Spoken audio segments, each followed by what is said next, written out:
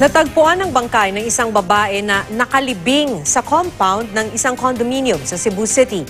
Inaresto ang kanyang live-in partner na umamin sa pagpatay at sa paglibing sa biktima. Makibalita tayo kay Alan Domingo ng RTV Balitang Bisdak.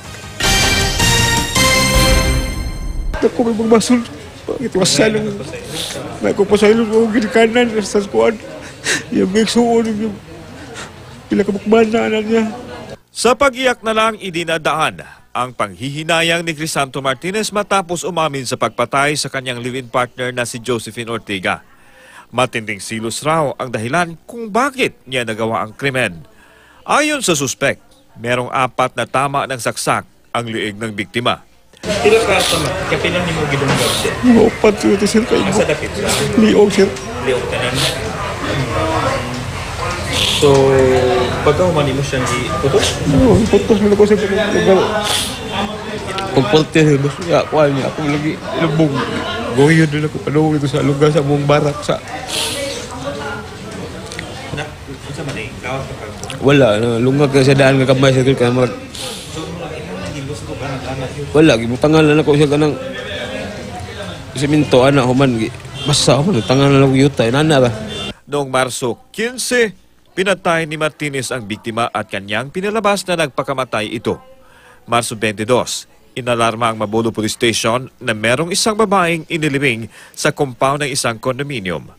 Wala nang nagawa si Martinez at umamin siya sa krimen. Nakaburol na ang labi ni Josephine sa tahanan ng kanyang pamilya. May 9 na anak ang biktima sa ibang lalaki.